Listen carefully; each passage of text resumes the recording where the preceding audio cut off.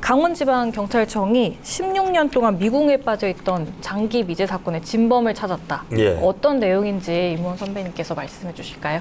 장기 미제 사건이 도내에 제가 지난해부터 출입할 때 16건 정도 있었어요. 예. 근데 그 중에 한 건이 이번에 이제 말하자면 처음으로 해결된 거다 이거죠.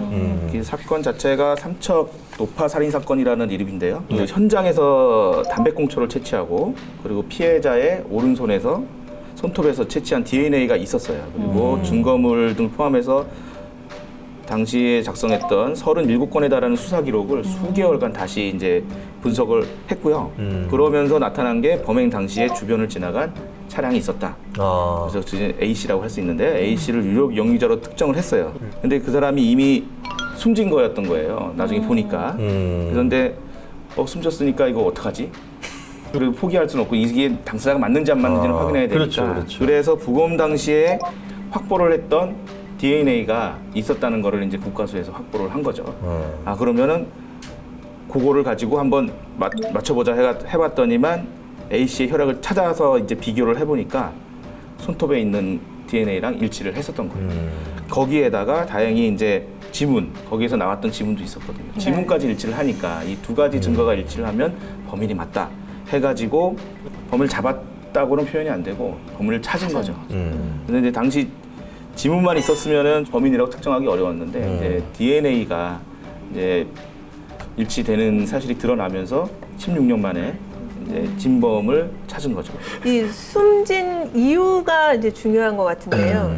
이 A 씨라고 할게요. A 씨가 사망하게 된 것은 이제 노파를 살인을 하고 그 다음 해죠. 네. 다음 해에 어느 이제 집에 이제 절도를 하러 들어갔다가 이제 집주인과 이제 격투 끝에 집주인에게 이제 가격을 당해서 이제 사망을 하게 된 건데 이때 사망한 것은 피해자로서 죽은 거거든요. 근데 피해자로 사망을 하게 되면 100% 부검을 합니다. 그렇죠. 국립과학수사. 사망의 원인을 찾아야 되니까. 국가수에서는 부검을 하는 경우에는 이제 혹시라도 잘못될 수도 있기 때문에 항상 그 DNA를 보관을 하게 됩니다. 그러니까 우리 진범을 찾으면서 이게 사람이 죽었다는데 이 진범이 여기서 죽었다는데 어떻게 됐을까 이렇게 찾아가다 보니까 피해자로 죽었어?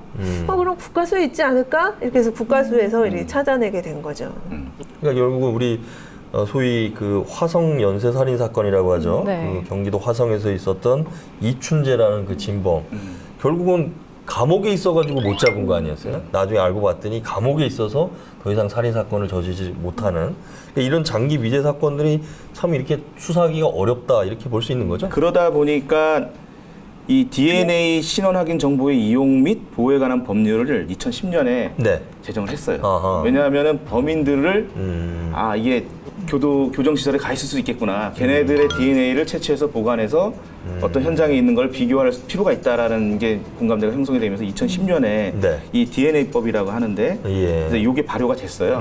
그래서 사실 이춘재도 그 이후에 네. 수감자들 DNA를 다 채취해서 보관하다가 이제 잡아낸 사례거든요. 근데 이때는 우리가 법을 만들면 항상 개정을 하는 이유가 뭔가 보완하는 그렇죠. 필요가 있잖아요. 네. 이거는 다 한 거야. 동의 없이. 강제로? 너 일로 와 해가지고 무조건 다 한 거예요. 헌법소원에 들어갔네.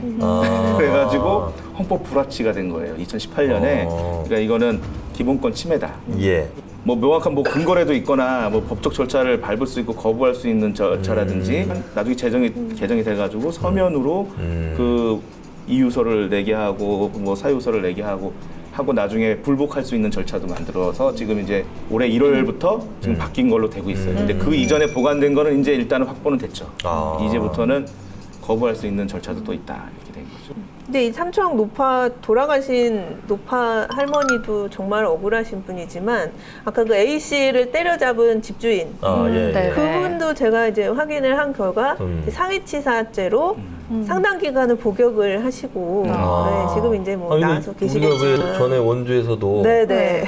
도둑놈하고 네. 격투를 하다가 숨지게 했는데 정당방위를 볼 수 있는 거 아니냐 뭐 우리 그 당시에도 논란이 많았잖아요. 2014년에 원주 일명 원주 도둑내사 사건 그 사건을 제가 이제 맡아서 했습니다만 그 사건도 뭐 사연이 정말 길어요. 정말 국민적인 전국적으로 이제 들고 일어났죠. 네. 이게 어떻게 해서 집주인이 어떻게 빵에 들어가 있을 수가 있냐. 도둑을 때렸는데 나라도 가만 안 그렇죠. 있겠다. 네. 이런 여론이 그렇죠. 형성이 됐고 근데 결국 정당방위 인정받지 못했고요. 못했어요? 예, 유죄로 인정을 받았지만 그래도 이제 여러 가지 정황을 참작을 해서 도둑이 죽었음에도 불구하고 이제 집행유예로 풀려났고요. 예. 근데 이제 2005년 이 진범을 이분을 죽인 그분의 경우에는 이제 뭐 정당방위 뭐 그런 거 다 인정 안 됐고 그래서 형을 상당히 살고 나오신 걸로 알고 있어요. 그래서 그분이 혹시라도 아 내가 죽인 도둑이 이 삼척 노파 살인 사건의 진범이었어 이걸 알면 상당히 너무 억울할 거야. 억울할 네, 것 같아요. 마음이 네. 좀 착잡하신 것 같아요. 맞아요. 이 공소시효가 살인사건 공소시효가 네. 2015년에 법이 개정되면서 폐지가 네. 됐잖아요. 그만큼 그렇죠. 또 이제 장기 미제 사건에 대한 관심도 많아진 것 같습니다. 네. 이게 어떤 의미가 있는 건지 음. 궁금합니다. 사실 공소시효라는 개념이 법적 안정성 때문에 대표적으로 그런 이유 때문에 그런 것도 있고 그러니까 이 경찰력을 계속 한 곳에 너무 이렇게 투입해가지고 다른 진짜 집중해야 될 사건을 집중 네. 못하는 것을 막기 위한 것도 있지만 사실 범인은 잡혀야죠 무조건. 대표적으로 그 살인죄의 경우에는 이거는 공소시효로 보호할 만한 법익이 아니다라고 이제 공감대가 형성이 완전히 된 거죠. 그래서 2015년에 공소시효를 폐지하게 된 그 태완이법이라고 했잖아요. 네. 네. 황산 테러를 네. 당한 그렇죠. 태안이법. 그 법에 대한 그 연구 고민하다가 이제 살인죄는 공소시효 없애자 하면서 그때부터 2015년부터 각 일선 지방청의 수사 전담팀이 이제 장기유죄 사건 수사팀이 정식으로 편성이 되죠. 그 전에는 그냥 일단 수사과나 뭐 강수사대나 이런 데 한 팀이었다가 전담팀으로 편성이 돼가지고 그때부터 이제 맡을 사건이 몇 건인가 했더니 이제 16건이었었고 이번에 해결이 됐고 어떤 일에서 2016년에 동해 학습지 여고사 살인 사건이라고도 있었는데요. 네. 2006년이요. 아 2006년이구나. 예, 예. 네, 그래서 14년째 미국 상황인데 피해자의 마티즈 승용차 뒷좌석에서 발견한 DNA가 DNA가 나왔죠. 있었어요. 네. 그래서 지금 현재 재감정을 2017년에 의뢰를 해서 지금 계속 돌리고 있어요. 언젠가 이것도 이번 사례처럼 나오지 않을까 이제 기대를 하는 상황입니다. 그러니까 쪽지문이나 뭐 이런 DNA 분석하는 기법이 지금 날이 갈수록 발전을 하고 있잖아요. 그러니까 네. 언젠간 범인은 잡힌다. 네. 이렇게 생각을 해야 될 것 같습니다. 그 화성 연쇄 살인 사건 그 해결한 이후에 예. 민감용 경찰청장이 기자간담회 자리에서 이런 얘기를 했대요. 그러니까 공소시효가 지난 미제 사건을 계속해서 수사하는 거에 대한 부작용은 없는가에 대한 질문에 이런 게 법적인 논쟁거리이기도 하지만 이 경찰 단계 수사의 주 목적은 실체적인 진실을 밝히는 데 있다. 그래서 사건이 해결되지 않고 남아 있으면 관련자들이 좀 계속해서 고통에 시달리고 또 그만큼 중요한 사건일수록 사회 전체가 불안과 두려움에 휩싸일 수 있다. 그래서 이 경찰 수사 단계에서는 이런 걸 해소해 주는 게 제1 목적이고 그래서 공소시효가 지나도 수사는 계속해야 한다. 이렇게 얘기를 했다고 합니다. 실제 그런 어떤 사건, 강력 사건 관련한 변론을 하시거나 이렇게 봤을 때 그 피해자들이나 피해자들 가족, 유가족들 뭐 이런 사람들의 심적 고통 좀 어떻게 보세요? 작년에 있었던 춘천 약혼녀 예, 살인 예. 사건에 이제 현장에 있었어요. 법정에서 계속 그 유가족들이 와서 법정 방청을 했고 정말 그 울부짖음이 사람의 소리가 아닌 것처럼 느꼈어요. 정말 저도 있었어요. 네, 정말 그 여기서부터 끌어나오는 그 울부짖음 어디서 해결할 수도 없지만 법에서도 결국엔 이 유가족들은 사형을 원했지만 네. 무기징역 선고를 받았고 무기징역 선고됐을 경우에는 일정 기간 복역하면 또 출소해서 일상생활을 할 수 있는데 우리 가족은 없어졌으니까 그 상실감은 뭐 겪어보지 않은 사람은 감히 짐작을 할 수 없을 것 같고요. 그래서 아마 이제 유족들이 그 슬픔을 감당하기 어려워서 나는 이런 고통을 겪었지만 나 아닌 다른 사람은 겪지 않도록 하기 위해서 그렇게 법률 제정, 개정 그런 것들에 좀 집중하고 몰두하시는 게 아닌가 싶습니다. 그래서 공소시효 문제도 태완이가 이제 죽고 나서 이제 공소시효 얼마 안 남은 상황에서 계속 그 부모가 공소시효 연장해달라 해서 결국에는 법이 개정이 됐지만 태완이는 그 혜택을 보지는 못했거든요. 이제 태완 사건 공소시효 만료가 됐고요.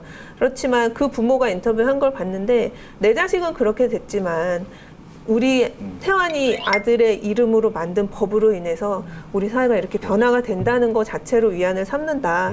그게 참 공감이 되더라고요. 그러니까 피해자 가족분들하고 인터뷰를 해보면 많은 분들이 그렇게 얘기를 하더라고요. 또 다른 이런 피해자가 나오지 않았으면 좋겠다.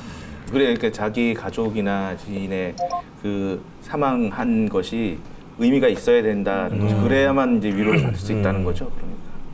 뿐만 아니고 뭐 우리 검찰이나 경찰 쪽에서도 그 범죄 피해자들 지원하는 여러 가지 또 그 제도적인 네. 어떤 장치들도 있는데 뭐 그게 그런 아픔을 다 보듬기에는 좀 어려움이 있을 수 있고 그분들은 평생 그런 그 피해에 대한 어떤 트라우마를 갖고 살아야 되는 부분이라서 그런 부분에 대해서도 국가나 또 우리 지자체에서도 이런 부분에 좀 관심을 가질 수 있는 과정도 필요하지 않나. 이게 사회가 조금씩 나아가는 과정 아닐까요? 네. 맞습니다.